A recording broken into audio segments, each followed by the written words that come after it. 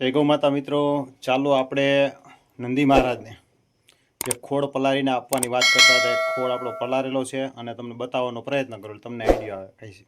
મારે કહેવાથી અને મારા બતાવવાથી તમને આવડે એવું નથી, બરાબર? એટલે હું તમને ખોળ બતાવું, પછી આપણે એમાં શું શું નાખશું બતાવું, અને પછી ડાયરેક્ટ મૂકશું, એનો વિડીયો આવશે. કેમ કે સિંગલ છું એટલે કોઈ ઉતારવાળો નથી, એટલે આપણે લાંબી લપ નહીં કરીએ, બરાબર? ખાલી હું તમને બતાવી દઉં. જો અત્યારે આ ખોળનું આપણે આખું તગારું ભરેલું છે. આમાંથી બે ભાગ કરવાના છે, રુદ્ર અને ભદ્ર માટે, બરાબર? અને આ આપણી પાસે અહીંયા હળદર પડી. આ ડોલ છે ને, ડોલમાં એકમાં ખજૂર છે, એ પણ તમને બતાવવાનો પ્રયત્ન કરીશ. ડોલ ખજૂરની હતી, ક્યાં વહી ગઈ ખજૂર? નીચે પડી.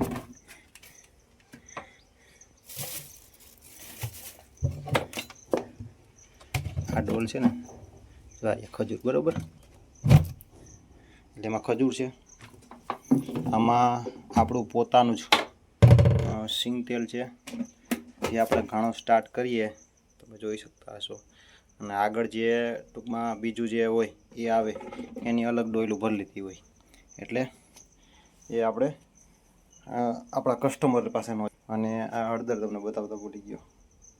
આ હળદર છે, આંબા હળદર છે, બરાબર? એટલે આ બધું આપણે એમાં મિક્સ કરવાનું છે. અને આ ગોળના ડબ્બા આપણે રેગ્યુલર ગૌ માતાને ખવડાવવા માટેના, કાયમીના માટે 50-50 ગ્રામ 2 ટાઈમ એને આપવાનું છે. એટલે આ ગોળ છે, ગોળ, તેલ, આંબા હળદર. અને શિયાળામાં આપણે ખજૂર ખવડાવીએ છીએ. આ અત્યારે ક્યારેક ક્યારેક હોય ત્યારે ખવડાવીએ.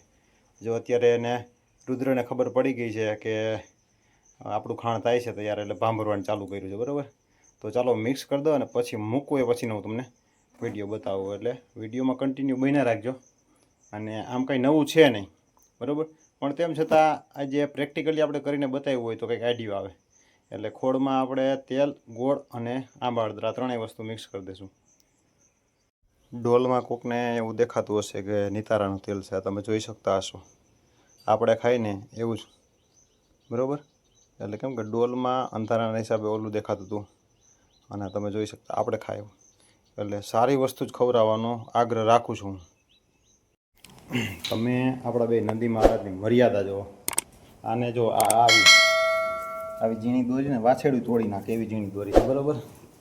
અને આ અમારે ગમે એવું રાંધવું હોય ને તોડી નાખે. જો આને જો આંગળી જેવી દોરી છે ને, કાંઈ ન બોલે. પણ એને મન થાય બાંધો હોય અને એમ થાય કે આપણે નથી રહેવું, એટલે ગમે એ દોરી બાંધી તોડી નાખે. ચાલો હવે આપણે એને ખાણ મૂકી દઈએ. જો ઉતામળા થાય, એને ખબર છે. પલાળીને દેવાથી ફાયદા એ કે જો આમાં ગમે એ હોય, એક તો પહેલાં તો મિક્સ થઈ જાય. અને બીજા નંબરમાં ગમે એ હોય ને, એ બધી વસ્તુ ખાઈ જવાનો આગ્રહ રાખે. એટલે બધું મિક્સ થઈ જાય ને, એટલે સ્મેલ ઓછી આવે. અને કોરી વસ્તુ આપણે દેતા હોય ને, તો એમાં ખરને જે ચિપ્સ છે, જે બટકા છે, એ અલગ પડી જાય. એના કારણે શું થાય કે ખોળ ખાઈ જાય. નીચે આપણે જેના ભેગું જે ભેળવેલું હોય ને એ મૂકી દઈએ. એટલે આ રીતે આપણે કહેતા હોય કે ભાઈ પલાળીને આપણે દઈ તો બધી વસ્તુ મિક્સમાં ખાઈ જાય. ને બીજા નંબરમાં આપણે જે ખવડાવવું એ ખાઈ જાય. અને બીજા નંબરમાં ગોળ છે, એ ગોળ જો એમને નકરો ગોળ ખાવામાં આવે તો ગરમ પ્રકૃતિ, અને ગોળનું પાણી કરીને આપણે પાવામાં આવે તો એ ઠંડી પ્રકૃતિનો થાય. એટલે એમને ગોળ આપ્યો એટલે એનામાં ટેમ્પરેચર રહીએ. તેલ ખવડાવ્યું એટલે એનામાં ટેમ્પરેચર રહીએ. તેલ ખવડાવ્યું એટલે એનામાંથી શક્તિ અને ટેમ્પરેચર. અને આંબા હળદર છે, ટેમ્પરેચર પ્લસ એનામાં ભૂખ લાગે. અને ખાસ કરીને ચોમાસામાં ગાય અથવા નંદી મહારાજ ઠંડા પડી જાય ને પછી જ એનામાં ટેમ્પરેચર ડાઉન થયા પછી જ એનામાં કેટલી બધી બીમારી એન્ટર કરે. એટલે ખાસ કરીને નંદી મહારાજને તો ઠંડીની સિઝન કરતાં એટલે ચોમાસામાં ખાસ મેન્ટેન કરવાની જરૂરી છે. એક બાજુ વરસાદી વાતાવરણ હોય, એક બાજુ થોડોક મચ્છર અથવા માખીનો થોડો ઉપદ્રવ હોય જ, ગમે એવી આપણે પરેજી રાખીએ તોય. અને થોડા ઘણા વરસાદના પલરે. ઠંડીવાળા વાતાવરણમાં કેવું છે કે ગમે ત્યાં પોથે બેસી જાય, એકબીજા ભેગા અડીમળીને બેસે, એટલે એકબીજાને એની પોતાની એકબીજાની હીટના કારણે થઈને તકલીફ ન પડે. એટલે આ રીતે ખાસ મારો ઓપિનિયન એવું છે કે ચોમાસા દરમિયાન નંદી મહારાજને સાચવવો અને નંદી મહારાજને ટૂંકમાં એની કેર કરવી. ઉનાળા શિયાળામાં કરીએ નો ડાઉટ આપણે એનો વાંધો નહીં, પણ ઉનાળા શિયાળામાં એટલી જરૂર નહીં પડે જેટલી ચોમાસામાં આપણે જરૂર પડે ને એટલી. તો ખાસ કરીને આ રીતે મેન્ટેન કરવા. અને અમારા 2 નંદી મહારાજ તમને કેવા લાગ્યા એ જરૂર કોમેન્ટ કરીને કહેજો. અને નાના વાછડા બધાએ એવી રીતે બંધાઈ જાય. બીજા નંબરમાં જે આપણે ઘણી ગાયોને એવી ટેવ હોય આપણે બાંધીને આમ હાલીએ એટલે વાંહે ફૂફાડો મારવો આવું, એવું ક્યારે એટલે ક્યારેય નહીં. અને એમ કહીને કે આપણે એને કંઈ કે હાલ ભાઈ અંદર આવતો રહે એટલે આવતા રહીએ. પછી બીજા નંબરમાં જ્યારે ગા આપણે ઈશ્વરે હોય ત્યારે આપણે એમ કહી કે હાલો આવતા રહે, કાંડો પકડીને હાલતા થાય એટલે હાલતો થઈ જાય. પણ એના મૂળમાં શું છે કે આપણે એને આખા દિવસમાં 15-20 મિનિટ અડધી કલાક જે આપણે એનો પ્રેમ આપીએ છીએ ને એનું વળતર આપને આપે છે. જ્યારે ટાઈમ મળે ત્યારે હું ગૌશાળામાં જાઉં અને ખૂબ એને ખંજવાળું, બધી ગાયોને નંદી મહારાજને ખાસ.